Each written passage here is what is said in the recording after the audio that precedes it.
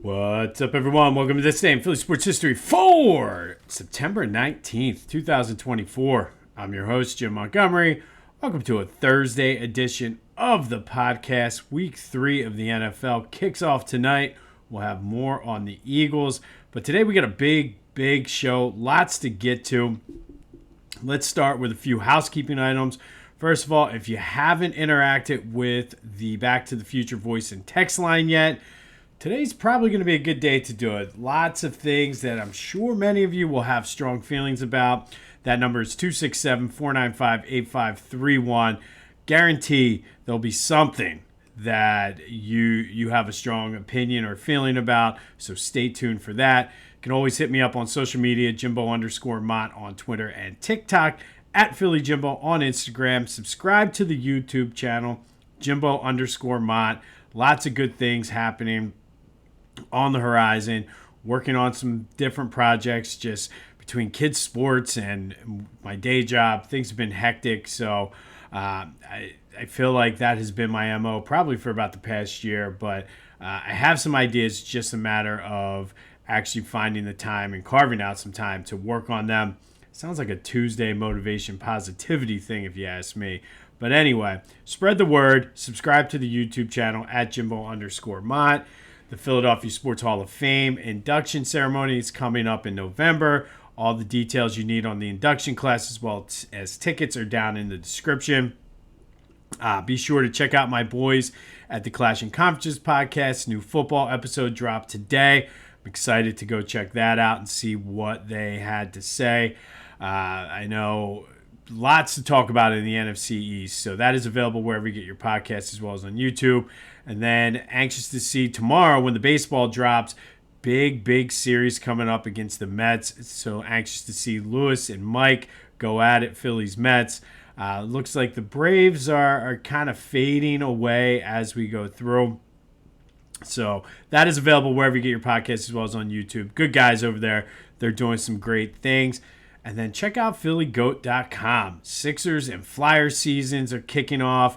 You got the Red October push coming. Eagles, Union are in a playoff push. They got you covered. All your needs. It's election season. They got your Philly sports-based election gear and yard signs. So go check out Philly Goat. Use the promo code Jim Montgomery for 10% off your order. That's PhillyGoat.com. Promo code Jim Montgomery for 10% off. All right, first thing I wanted to talk about, and before we get into it, like I said, there's a lot to get to today. I saw, and I love this, that the PIAA approved girls flag football as a sport. I don't know if that's going to kick off for this upcoming season or whether it be next school year, but that's a huge deal for just the game in general, but also for girls. And as a girl dad, like, that is awesome that my daughter will have the opportunity, if she so wants, to play flag football. And it's kind of a nice refresher, too, because if you do have kids, you know how insane the travel sports are and how everybody starts at a younger age. And it's just a lot of pressure on kids that should be going to school, learning to read, having fun. But instead, they're like, these are like intense schedules, and we're not even in travel. We're just playing the rec right now. And I mean, even that is tough. Granted, we have 2, so it makes for longer nights. But man, like, when do these kids have time to do their homework? So having flag football, something that's kind of, so far, I'm sure it'll get to the point with travel. But it's refreshing to see that they're trying to grow the game that way, and it's more opportunities for our daughters, granddaughters, whatever, nieces, to get a chance to play another sport in school. And I would be all for it if Ella decided that's what she wanted to play. But I thought that was a cool thing, and it's semi-Philly related, so I thought it was worth mentioning. All right, let's start with the Phils. And kind of another pitcher's duel. 2-1 walk-off loss. Estevez was not good in the 9th, and it's a shame because they wasted Aaron Nola's great performance. I'm more concerned with the offense, and this is sort of the MO. I mean, at any point, they could turn it back on, but 16 strikeouts last night, 16 strikeouts the night before is just insane. Like, let that number sink in. 16 strikeouts in each of the last 2 games. So 32 strikeouts out of 54 outs they had. I mean, that percentage is ridiculous.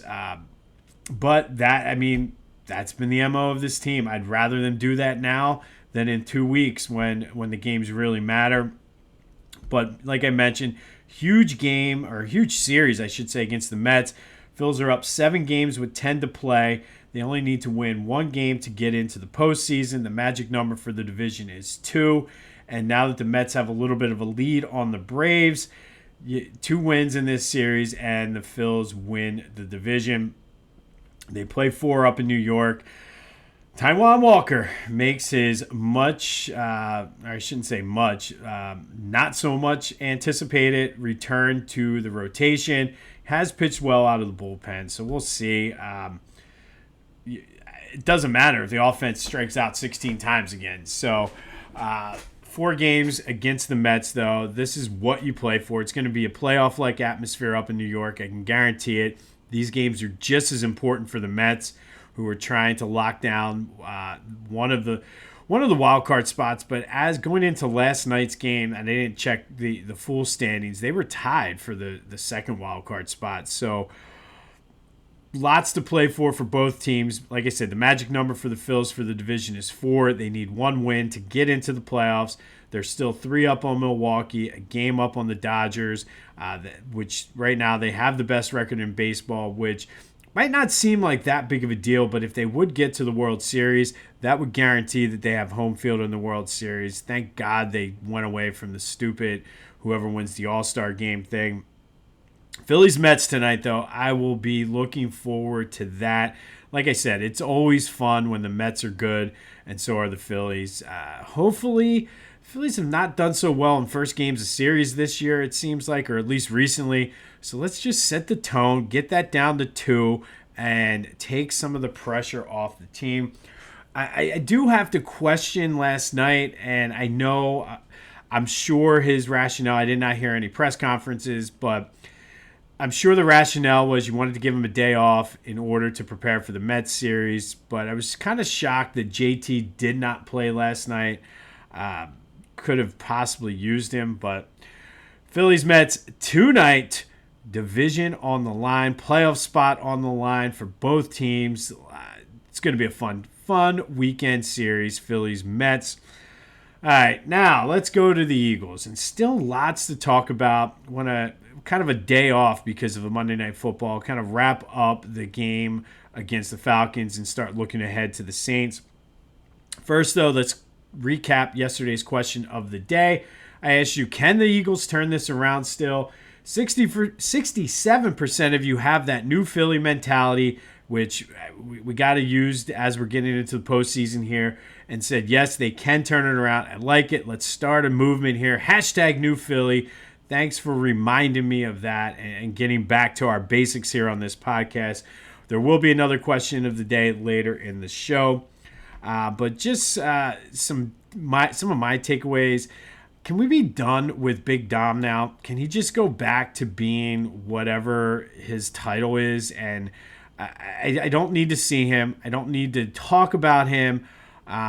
Just do your job and what you're supposed to do, and just go away. Like, I'm over it. Like, this has been a story for far too long now, and I'm over it. Can we just be done with Big Dom, please?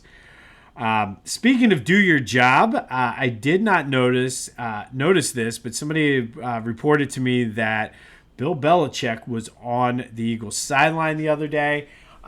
Ironically enough, yesterday, I think it was, or maybe not yesterday, but it was released yesterday. He was on Tom Brady's podcast and was just gushing about how he loves the Eagles organization, causing some people to speculate some things, but relax. He's trying to posture for any job he can get. He did the same thing with Dallas. He's talked about the Giants. He wants to come back to the NFC East. That's obvious. So just relax. Relax with the Bill Belichick talk. But that's going to lead me to the first thing possibly that might get some people fired up. And I'm going to go out here and stick up for, and I've heard some people in the media, whether it be on Twitter, the radio stations, say this, and I want to agree with it. I'm going to stick up for Nick Sirianni here.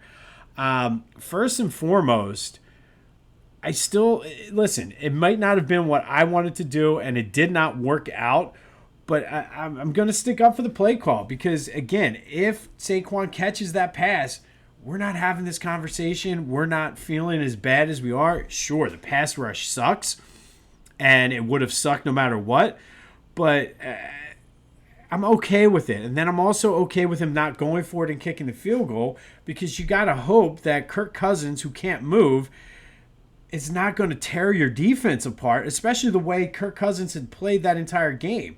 He wasn't like he was great until that last drive. So I'm going to stick up for Coach on this one. Plus, you guys, I think, and I talk all the time about national media being lazy when it comes to Philly fans and always, oh, well, you threw snowballs at Santa and you did this. And it's a lazy narrative. And I think getting on Nick Sirianni for that loss is just lazy. And Philadelphia, we are better than that. Don't be lazy. Like, did he call the play? No. Kellen Moore calls the plays.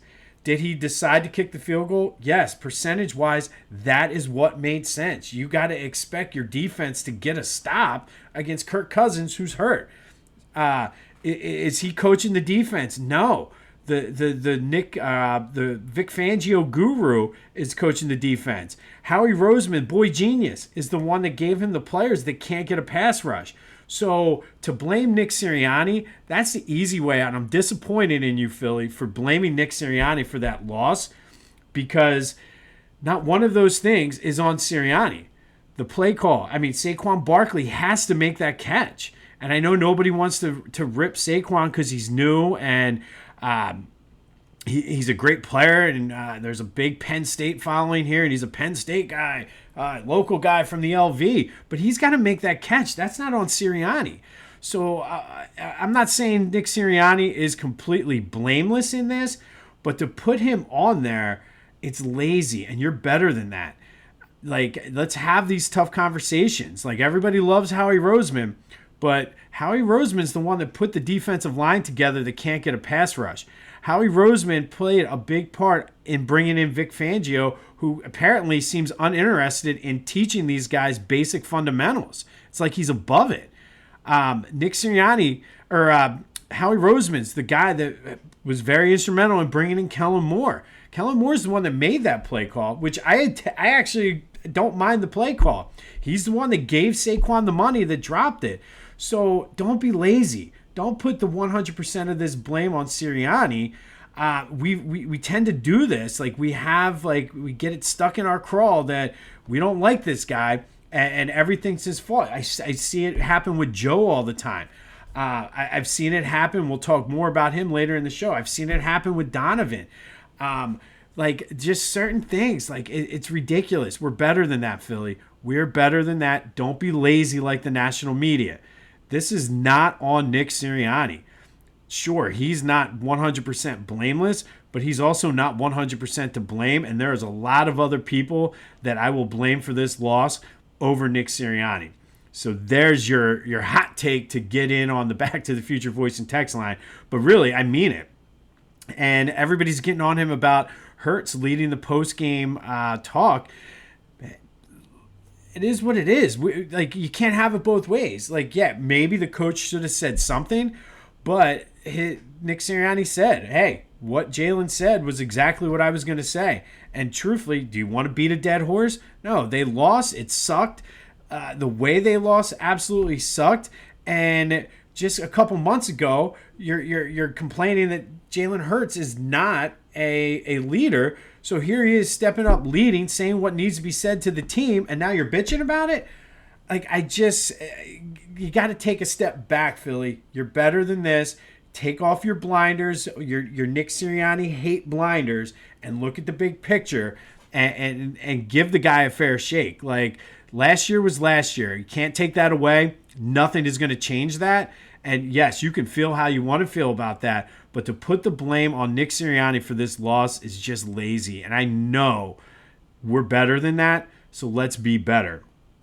No AJ for practice for the walkthrough yesterday. Doesn't look like he's going to play, but I guess we'll know more today because I believe they have a full practice. And ultimately, though, I think it comes down to something that we hated when Andy Reid said this, but I think it holds true more than ever, specifically on defense. And you can make the argument on offense, too, especially with Jahan Dotson and Dallas Goedert. But these coordinators, and this is where Nick can take some of the blame. He needs to be in these meetings, giving his input on both.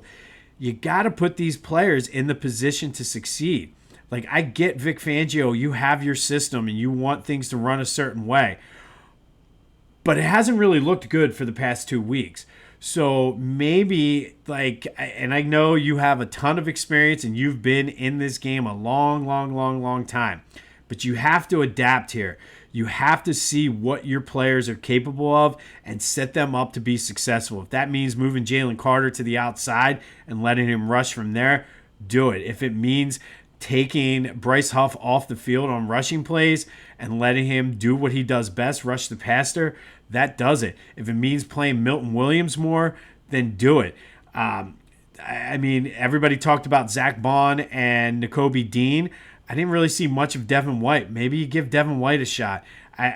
Whatever it is, you have to adapt and put these players, as Andy Reid used to always say, you got to do a better job of putting the players in a position to succeed. All right, so let's turn the page on the Atlanta game. Turn the page. Let's move on, and let's start focusing on the Saints. We'll start getting in that tomorrow. But as far as the Nick Sirianni thing, I can't stress this enough. Don't be lazy. Don't take the easy way out. We talk all the time. This week on Tuesday, we said that the things that mean the most in life are not easy, and the easy things are not meaningful, or something. I'm paraphrasing somewhat. It's easy to blame Nick Sirianni. It's sexy. It's the right thing to do. But it's not Nick Sirianni. You gotta let's have these difficult conversations. Maybe Howie is not the genius we thought he was. I mean, let's be real. This is his team he put together. They can't rush the pass. His defensive coordinator that everybody wanted just seems uninterested in teaching these guys this. Our star Penn State Super Bowl or super free agent running back Saquon Barkley dropped an easy pass. I mean, let's start having these difficult conversations. Take off the blinders. We're better than that. And if you want to tell me how much I suck for that, 267-495-8531. Bring it, and I'll respond back and tell you why you're wrong. All right, lots of Sixers news. And Sixers, or NBA season, I should say, is around the corner, because if you saw yesterday on Instagram, as has been pretty much a staple here since he came into the league, Ben Simmons was back in the lab working and grinding yesterday. And we all know how this is going to end, but Ben Simmons is back in the lab, as he likes to say. But the big news was the mayor announced that she is in support of the arena down on 9th and Market in the Fashion District, and it goes to City Council to approve next. It appears that it's going to be approved because Mark Squilla is the councilman that represents Chinatown, and he's actually in support of the stadium as well. It does come with a $50 million clause for community benefits, which is supposed to help out the surrounding neighborhood. And personally, I mean, and again, here's number two, that if you want to tell me how much of an idiot I am, I actually like the idea of putting the stadium down there. And I mean, I live in the suburbs now, but I lived in the city for 20 years. And I know that area is just a waste of space. And it has been for years. They spent all the money on fixing up the gallery, and nobody goes there because there's nothing really to do there. And I get Philly's a neighborhood, and everybody loves their neighborhood, and Chinatown does not want this stadium there. But again, take the blinders off. look at this in a big picture. This is a massive thing and a great positive for the city. And it's going to revitalize that area. And I think the Sixers need to do it right. They need to use that $50 million to help the surrounding community there. They also need, and it's a great opportunity, especially for the NBA, who is trying to expand globally, to really embrace the Chinese culture that is already in that area and incorporate that into the construction of the stadium, the stuff that's going to surround it, the atmosphere in the building. I think this is a great opportunity to really, I think if we take the blinders off again, to really expand and bring some education and exposure to Chinese culture, because of that's where the stadium is. I mean, and I think a lot of the people who are against this, and the only argument I've heard minus the people that live in Chinatown, it's been very selfish reasons. Oh, it's going to be a pain in the ass to drive there. Guess what? If you've ever driven to any event in South Philly, it's a pain in the ass to drive there. It's a pain in the ass to park. It's a pain in the ass to get home. And the fact of the matter is, there's a regional rail station right there. The subway runs right there. Like, this is a win-win. You just need to change your mindset. Change the way you go to the game. I might be more inclined to go to more games because I can hop on the train and be right there. Now, this is very, very important. SEPTA, if you're listening, you need to cooperate and be a part of this and run more trains. Like, I have been stranded on Sundays at Market East after Eagles games trying to get home and having to pay $100 for an Uber ride. So you need to run more trains and cooperate with the Sixers on this as well on game days. But like I'm all in on this. I think it's great for the city. The city needs it, and as somebody who is a 20-year resident or former resident of the city, someone who is in education and worked in the educational system in Philadelphia, the money that this is going to raise. Now, this is another caveat which you can't necessarily control here. The city has to use this money the right way, the tax revenue. Excuse me. Listen, that's a whole other debate for another time, whether or not they're capable and competent enough to do it. But the potential and everything is going to be there. And I think this is a win for everybody. And I really think the Sixers need to do this right to really embrace and celebrate the neighborhood and the Chinese culture there in Chinatown. And people just need to get over it and change your mindset. I mean, yes, I don't know. I've never heard one person say and talk about how great it is to drive to a Sixers or an Eagles or a Phillies game or even a concert. I've never talked to it. And if you're one of those people, hit me up on the Back to the Future voice and text line and tell me how great it is to drive down there and then get home when you have 20, 30, 40, 50, 60, 70,000 people trying to get out of there. Tell me the way you get home, because I would love to know, because I have never not been stuck in traffic for more than a half an hour. Minimum half hour. So I'm all for it. Again, tell me why you're wrong. And everybody talks about what are they going to put there? There's not enough concerts and this and that. Guess what? The WNBA is expanding. They just expanded. They want to expand 4 more teams. They just expanded the 3rd out in Portland. So now there's one in Portland, one in the Bay Area, one in Toronto. If they're going to even things out for competitive balance, East versus West, there's an East Coast team. Philly has already been batted around as one. Why not? This is a good opportunity to at least have more events there. Bring the WNBA. I'm all for the WNBA coming to Philly. That's another positive too. Like I said, I think it's short-sighted and you have blinders on if you think this is a negative thing. And again, the only thing that I've heard negative from people, for the most part, that don't live in Chinatown, that live in the suburbs or outside of the city, is the inconvenience of having to take the train or the traffic. Traffic sucks in South Philly after a game.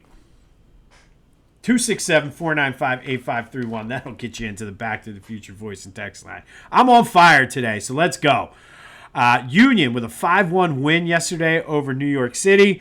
5 different players scored a goal. They are currently sitting in the 9th playoff spot, which is the wild card series. I think it's a wild card game. But they have 5 games left. 3 of them are at home against all teams that are up above them or battling for playoff spots in the standings. They're 3 back of the 8th seed, 5 back of the 7th, which is the non-wild card. Again, with 5 games to play, so it's going to be a fun little thing for the Union down here, playoff push. So let's get it done. They've been playing well ever since the Leagues Cup tournament. So great win for them. They really control their own destiny. If they can do well over the next 5 games, not only will they get into the playoffs, they might not have to play in the wild card knockout round. So good win for them. Flyers training camp gets underway. We're going to see some Mishkov. Can't wait. I have never been more hyped up and excited for a Flyers season. And then they have their first preseason game on Sunday already. So it's like full steam ahead. And the Sixers are right around the corner. Ben Simmons is back in the lab cooking.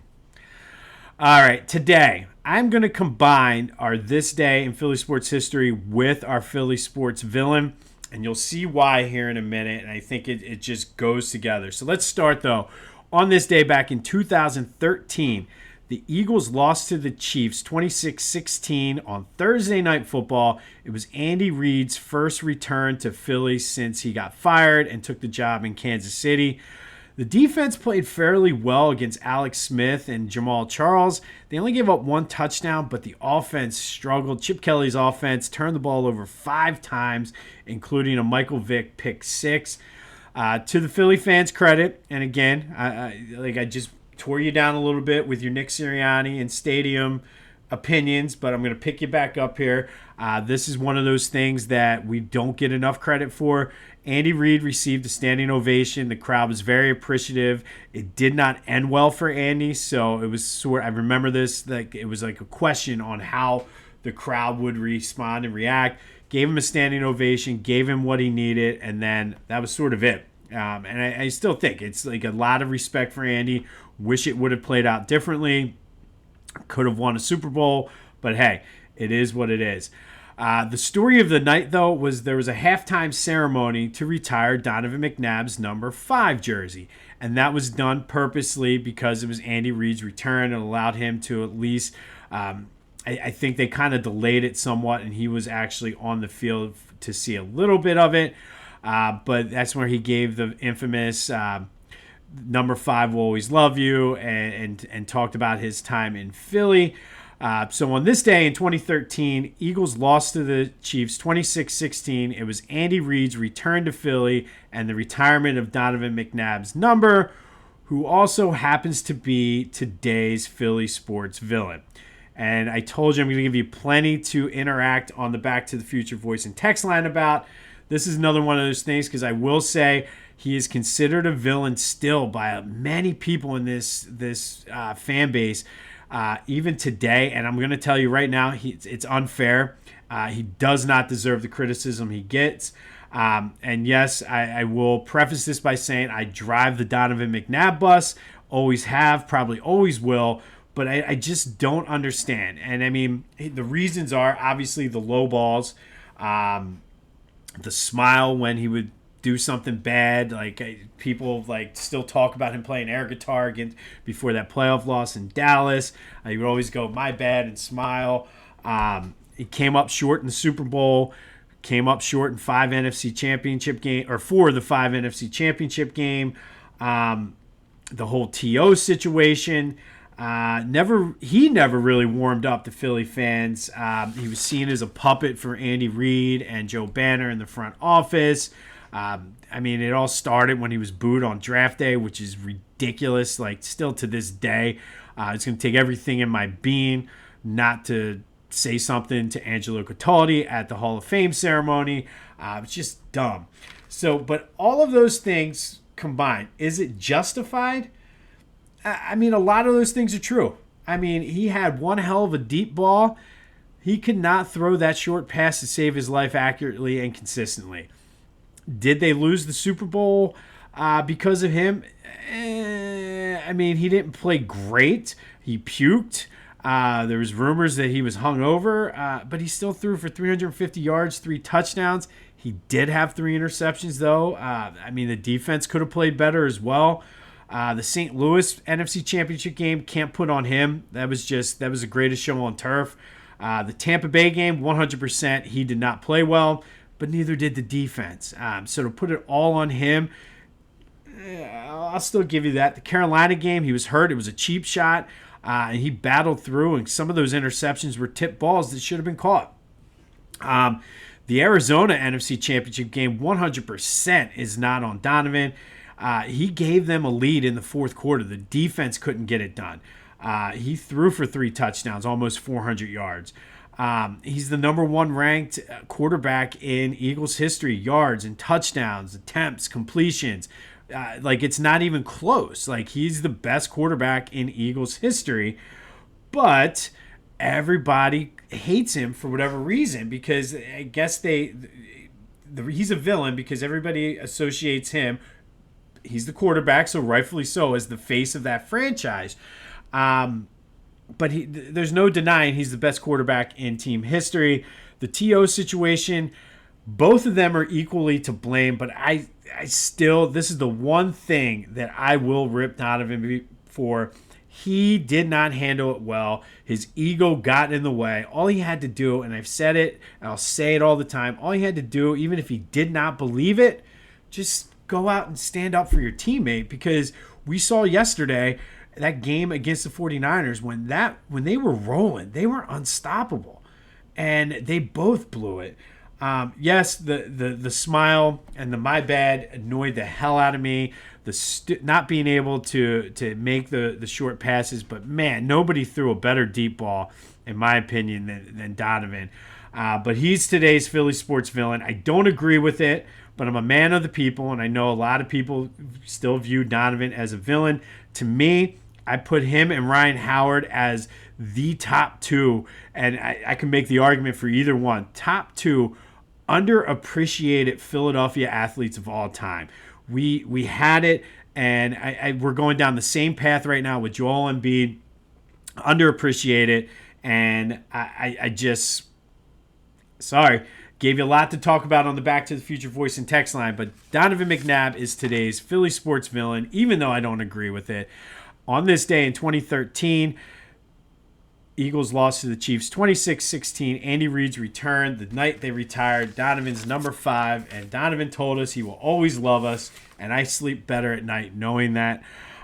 Sixers, let me know your thoughts on the arena. That is today's question of the day. Where do you want the Sixers to put the arena? South Philly or Chinatown? 267-495-8531. That's the Back to the Future voice and text line. Let me know your thoughts. I gave you a lot of stuff to talk about today. Talk Phillies, talk Taiwan Walker, Stadium, Nick Sirianni, Donovan McNabb, Ryan Howard, whatever you want. It's all fair game. Told you I came fired out of a cannon. Came a little bit long today, but that's okay. 267-495-8531. Let me know, though. Where should the Sixers put the new stadium? Should it be back in South Philly or in Chinatown? Listen, as Robert De Niro said in Meet the Parents, I will take you down, my friend. I will take you down to Chinatown, and that's where the stadium should be. Huge series against the Mets. I'm all fired up today.